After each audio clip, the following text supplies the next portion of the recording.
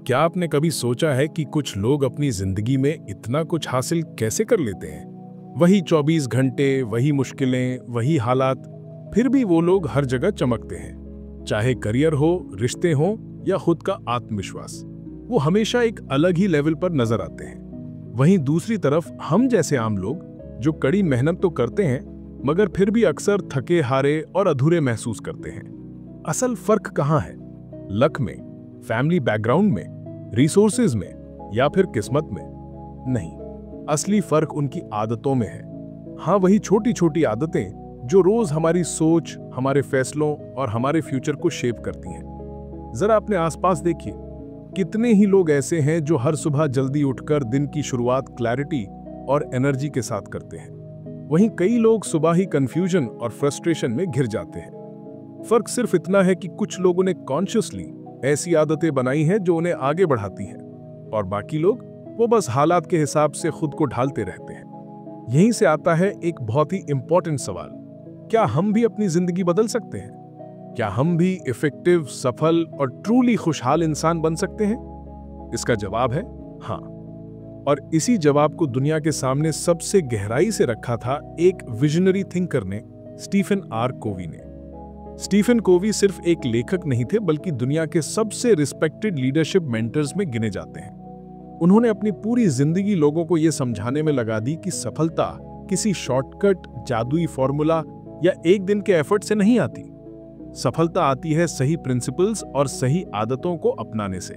और इन्हीं प्रिंसिपल्स को उन्होंने अपनी किताब में सहेजा, the 7 habits of highly effective people. ये किताब सिर्फ किताब नहीं है, बल्कि एक रोड मैप है, एक ऐसा मार्गदर्शन जो हमें सिखाता है कि किस तरह हम ऑर्डिनरी से एक्स्ट्रा ऑर्डिनरी बन सकते हैं। और ये बदलाव किसी और को देखकर नहीं, बल्कि खुद की सोच, खुद के फैसले और खुद की आदतों से आता है।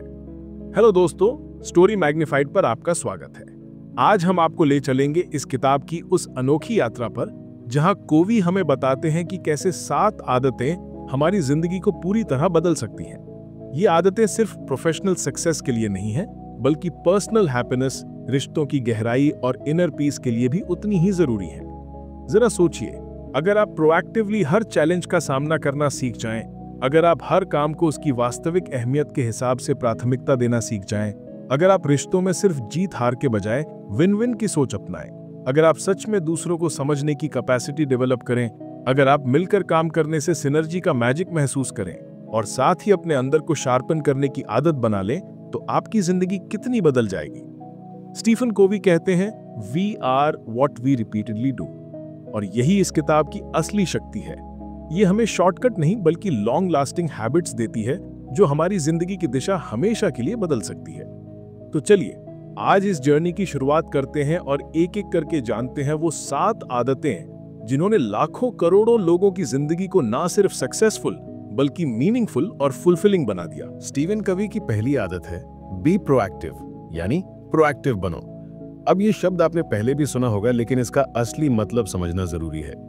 ज्यादातर लोग अपनी जिंदगी में रिएक्टिव होकर जीते हैं, मतलब उनका मूड और उनका रवैया इस बात पर डिपेंड करता है कि उनके साथ क्या हो रहा है। अगर मौसम अच्छा है तो मूड अच्छा है, अगर बॉस ने डांट दिया तो पूरा दिन खराब, अगर घर में किसी ने कुछ कह दिया तो मन टूट गया। यानी उनकी खुशी और गुस्सा सब कुछ बाहरी हालात पर टिका है। लेकिन कवि कहते हैं कि ये रिएक्टिव लाइफ आपको कभी भी स्ट्रॉन्ग और इफेक्टिव इंसान नहीं बनाएगी। प्रोएक्टिव इंसान वो होता है जो अपनी रिस्पॉन्सिबिलिटी खुद लेता है। रिस्पॉन्सिबिलिटी का मतलब ही है रिस्पॉन्सिबिलिटी, यानी आपके पास ये एबिलिटी है कि किसी भी सिचुएशन पर कैसे रिस्पॉन्ड करना है, ये आप तय कर सकते हैं। उदाहरण के लिए, मान लीजिए आपकी गाड़ी बारिश में खराब हो गई। अब रिएक्टिव इंसान वही करेगा, गुस्सा होगा, मौसम को कोसेगा, अपनी किस्मत को दोष देगा। लेकिन एक प्रोएक्टिव इंसान कामली सोचेगा कि ठीक है, ये हो गया, अब इसका सोल्यूशन क्या है?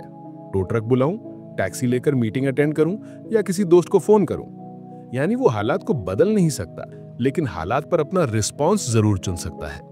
कवि बताते हैं कि प्रोएक्टिव लोग अपनी एनर्जी को सर्कल ऑफ इन्फ्लुएंस में लगाते हैं। सर्कल ऑफ इन्फ्लुएंस मतलब वो चीजें जिन पर आपका कंट्रोल है, जैसे आपकी आदतें, आपके डिसीजंस, आपकी सोच, आपका टाइम।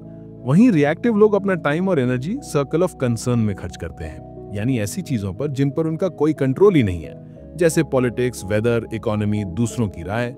प्रोएक्टिव इंसान की सबसे बड़ी खासियत ये होती है कि वो कभी खुद को विक्टिम नहीं मानता। वो नहीं कहता मैं कुछ नहीं कर सकता, हालात ऐसे ही हैं। वो हमेशा कहता है कि मुझ पर जो है वो मैं पूरी तरह करूंगा। एक छोटी सी कहानी सोचिए। दो फार्मर्स हैं, दोनों के खेतों में एक ही दिन बहुत भारी बारिश हो जाती है। पहला किसान बैठकर आसमान को कोसने लगता है कि ये मौसम हमेशा मेरी मेहनत खराब कर देता है। वहीं दूसरा किसान तुरंत सोचता है कि बारिश तो हो ही गई, अब मैं पानी को डाइवर्ट करके अपने खेत का फायदा कैसे ले सकता हूं। गेस कीजिए आने वाले समय में किसकी फसल ज्यादा होगी? ऑब्वियसली दूसरे किसान की।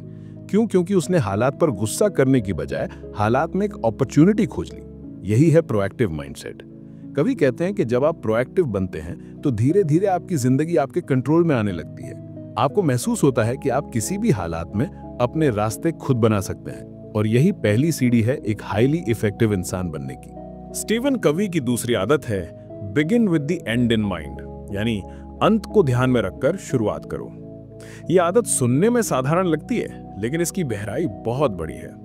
अक्सर हम जिंदगी ऐसे जीते हैं जैसे बस रोजमर्रा की दौड़ पूरी करनी हो। सुबह उठना, काम पर जाना, पैसे कमाना, घर संभालना। लेकिन कभी पूछते हैं कि क्या आपने कभी ठहर कर सोचा है कि आपकी जिंदगी का असली मकसद क्या है? अगर आज आपको अपनी जीवन की आखिरी घड़ी दिखाई जाए तो क्या आप कह पाएंगे कि आपने वही किया जो आप सच में करना चाहते थे? वो एक बहुत पावरफुल एग्जाम्पल देते हैं। सोचिए आप एक फ्यूनरल में गए हैं, सब लोग उदास बैठे हैं, माहौल बहुत भारी है।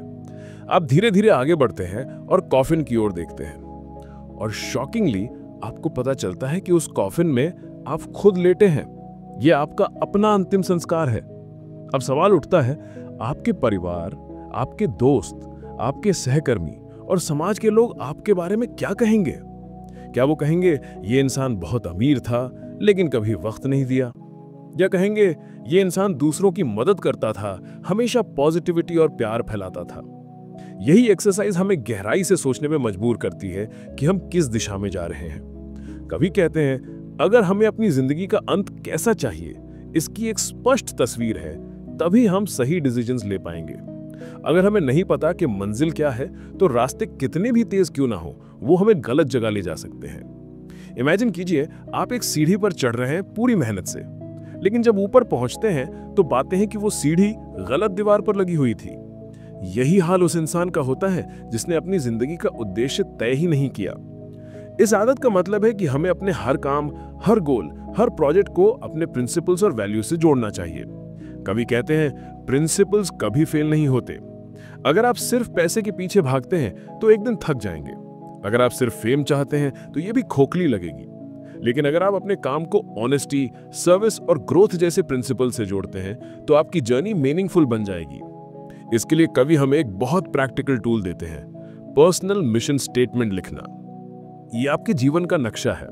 इसमें आप लिखते हैं, मैं कौन हूं, मैं किस तरह की लेगेसी छोड़ना चाहता हूं, मेरे लिए सबसे इंपॉर्टेंट वैल्यूज क्या हैं। ये स्टेटमेंट आपको रोज याद दिलाती है कि आपको किस दिशा में जाना है।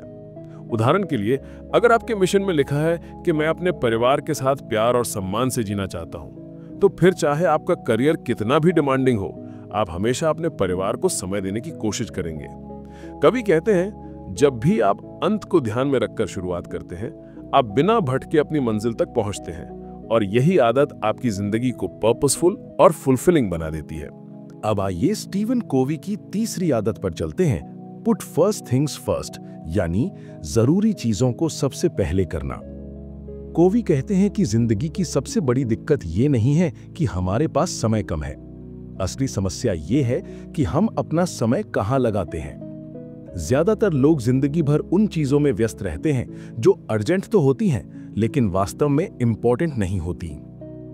वो एक बहुत शानदार फ्रेमवर्क समझाते हैं जिसे टाइम मैनेजमेंट मैट्रिक्स कहते हैं। इसमें 4 क्वाड्रेंट होते हैं। पहला है अर्जेंट और इंपॉर्टेंट, यानी इमरजेंसीज, डेडलाइंस, हेल्थ क्राइसिस वगैरह। दूसरा है नॉट अर्जेंट लेकिन इंपॉर्टेंट, जैसे एक्सरसाइज करना, रिश्तों को मजबूत करना, प्लानिंग करना, स्किल सीखना। तीसरा है अर्जेंट लेकिन नॉट इंपॉर्टेंट, जैसे बेकार फोन कॉल्स, सोशल मीडिया का डिस्ट्रैक्शन, दूसरों की छोटी छोटी डिमांड्स। और चौथा है नॉट अर्जेंट और नॉट इंपॉर्टेंट, जैसे टीवी बिंज करना, गॉसिप, बेकार की एक्टिविटीज। अब होता क्या है, ज्यादातर लोग अपनी एनर्जी तीसरे और चौथे क्वाड्रेंट में खर्च कर देते हैं। दिन भर बिजी रहते हैं लेकिन प्रोग्रेस नहीं होती। वहीं सक्सेसफुल लोग अपना ध्यान दूसरे क्वाड्रेंट पर लगाते हैं, जहां चीजें अर्जेंट नहीं होती लेकिन लॉन्ग टर्म में सबसे ज्यादा असर डालती हैं। सोचिए, एक्सरसाइज अर्जेंट नहीं है, लेकिन अगर इग्नोर करेंगे तो हेल्थ क्राइसिस आ जाएगा। अपने बच्चों से क्वालिटी टाइम बिताना अर्जेंट नहीं लगता, लेकिन अगर आप इग्नोर करेंगे तो एक दिन बच्चे आपसे दूर हो जाएंगे। स्किल सीखना अर्जेंट नहीं लगता, लेकिन यही आपको फ्यूचर में आगे बढ़ाता है। कोवी कहते हैं कि इफेक्टिव इंसान वही है जो डिसिप्लिन से पहले जरूरी चीजें करता है। वो जानता है कि नो कब कहना है, क्योंकि जब आप हर किसी की छोटी छोटी मांगे पूरी करते रहते हैं तो आप अपनी प्रायोरिटीज खो देते हैं। इस आदत को अपनाने का मतलब है हर दिन कॉन्शियसली ये तय करना कि आपके लिए सच में इंपॉर्टेंट क्या है। कैलेंडर और टू डू लिस्ट से ज्यादा जरूरी है कि आप अपने वैल्यूज और गोल्स के हिसाब से काम चुनें। कोवी एक बहुत पावरफुल लाइन कहते हैं, the key is not to prioritise what's on your schedule but to schedule your priorities. यानी असली कुंजी ये है कि जो आपकी जिंदगी में सबसे महत्वपूर्ण है उसे शेड्यूल में डालिए, ना कि जो पहले से शेड्यूल में है उसे इंपॉर्टेंट समझिए। इमेजिन कीजिए, आपके पास एक जार है, उसमें बड़े पत्थर, छोटे कंकड़ और रेत डालनी है। अगर आप पहले रेत और कंकड़ डाल देंगे तो बड़े पत्थरों के लिए जगह ही नहीं बचेगी। लेकिन अगर आप पहले बड़े पत्थर डालें फिर कंकड़ और रेत, तो सब आसानी से फिट हो जाएगा। जिंदगी भी ऐसी ही है, पहले बड़े पत्थर डालिए, यानी अपने रिलेशनशिप्स, हेल्थ, पर्सनल ग्रोथ और मीनिंगफुल गोल्स को प्राथमिकता दीजिए। बाकी चीजें अपने आप एडजस्ट हो जाएंगी। कोवी का ये प्रिंसिपल हमें सिखाता है कि बिजी होना और प्रोडक्टिव होना दोनों अलग बातें हैं।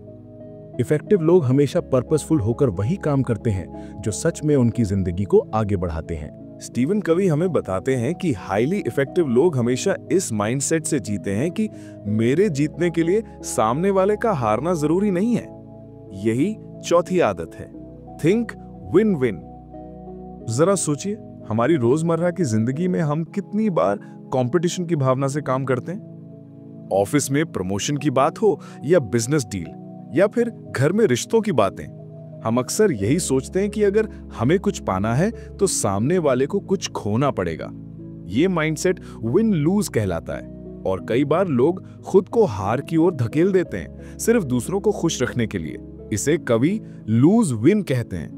दोनों ही सिचुएशंस में अंत में फ्रस्ट्रेशन और बिटरनेस आती है।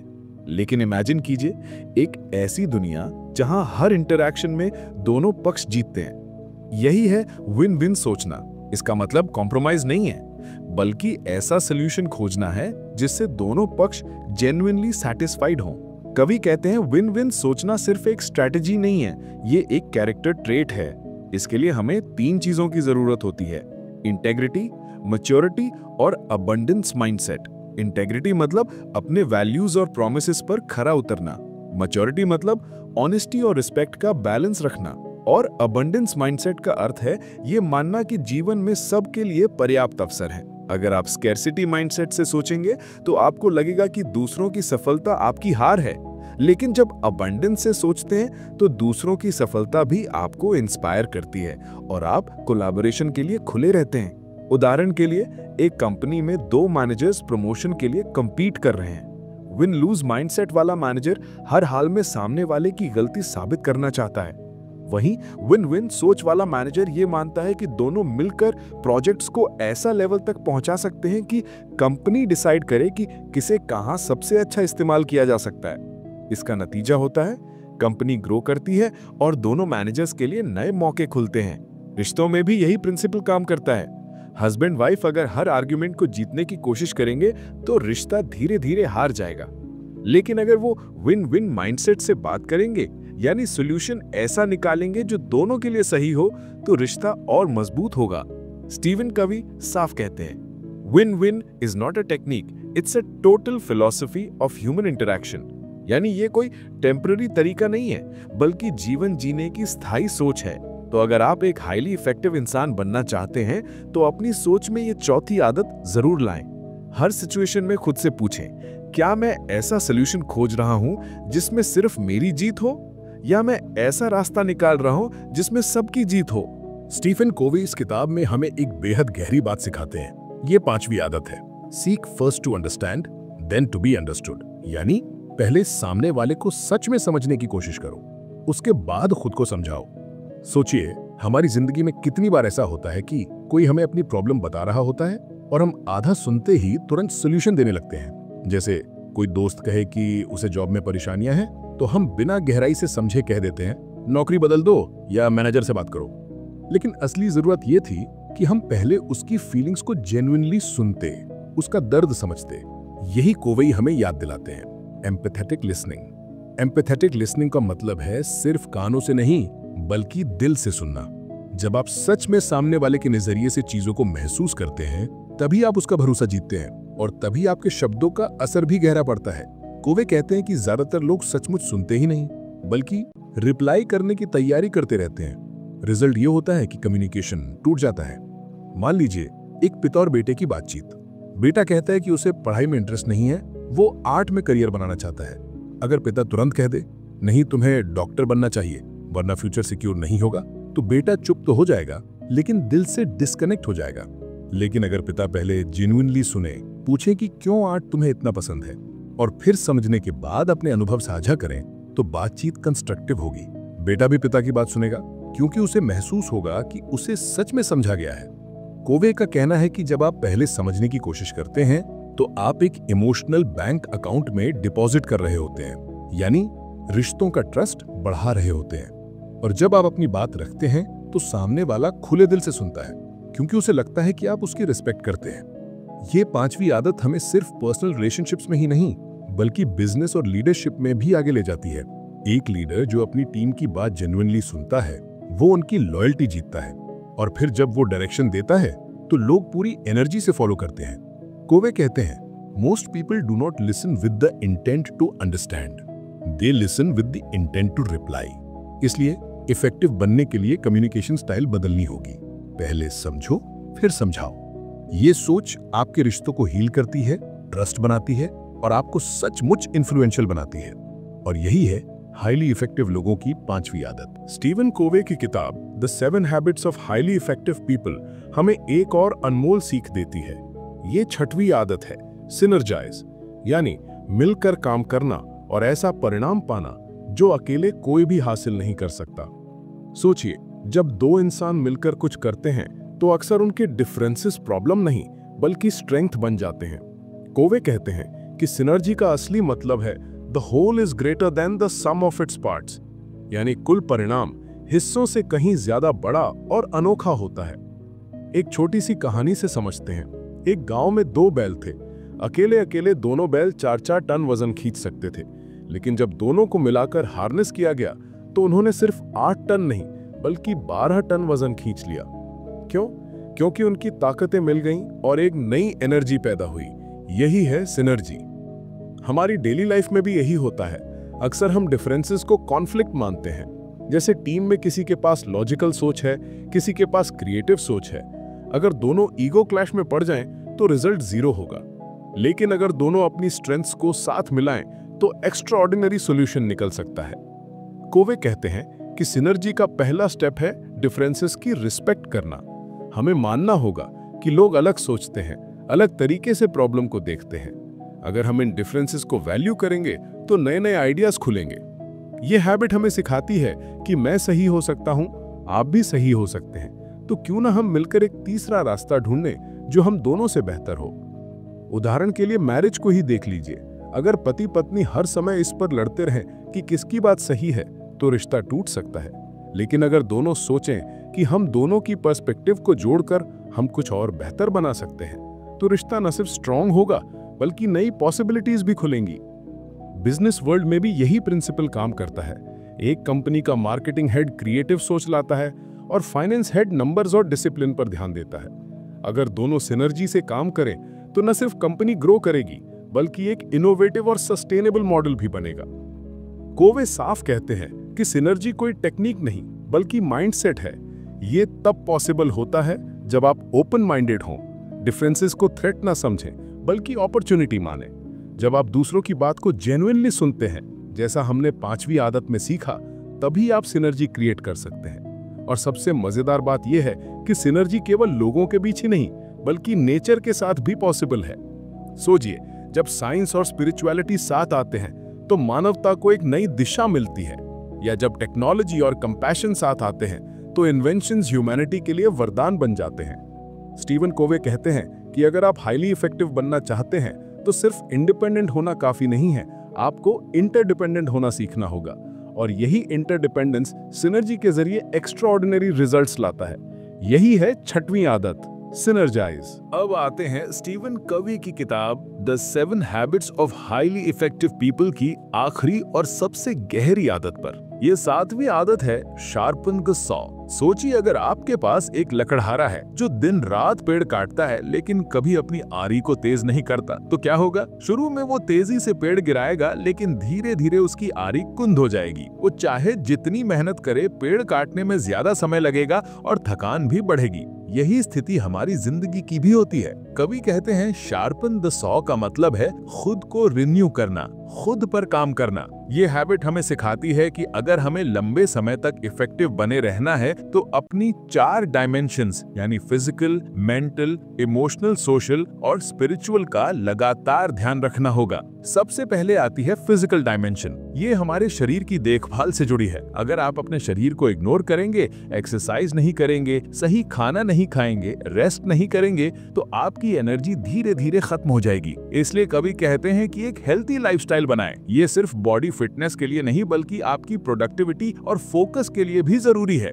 दूसरी है मेंटल डायमेंशन। कवि मानते हैं कि दिमाग को भी उतना ही रिन्यू करने की जरूरत है। पढ़ना, नई स्किल सीखना, चैलेंजिंग प्रॉब्लम सॉल्व करना, ये सब आपके माइंड को शार्प रखते हैं। अगर आप हर दिन कुछ नया सीखने की आदत डाल लें तो आपका दिमाग हमेशा फ्रेश और क्रिएटिव रहेगा। तीसरी है इमोशनल सोशल डायमेंशन। अक्सर लोग इसे नजरअंदाज कर देते हैं, लेकिन कवि कहते हैं कि हमारी इफेक्टिवनेस केवल हमारी नॉलेज या स्किल्स पर नहीं बल्कि हमारे रिलेशनशिप्स पर भी निर्भर करती है। अगर आप दूसरों से जुड़ते हैं, उनकी बात जेन्युइनली सुनते हैं, एम्पैथी दिखाते हैं और ट्रस्ट बनाते हैं, तो आपका सोशल और इमोशनल बैलेंस मजबूत होता है। यही बैलेंस आपको स्ट्रेस में भी ग्राउंडेड रखता है। और चौथी है स्पिरिचुअल डायमेंशन। ये सबसे गहरी लेवल है। स्पिरिचुअल रिन्यूअल का मतलब है अपने पर्पस को याद रखना, अपनी वैल्यूज को जीना और इनर पीस पाना। ये हर इंसान के लिए अलग अलग हो सकता है। किसी के लिए मेडिटेशन, किसी के लिए प्रेयर, किसी के लिए नेचर में वॉक या किसी मीनिंगफुल कॉज में कंट्रीब्यूट करना। कवि कहते हैं कि स्पिरिचुअलिटी ही वो फ्यूल है जो बाकी तीनों डायमेंशंस को सस्टेन करती है।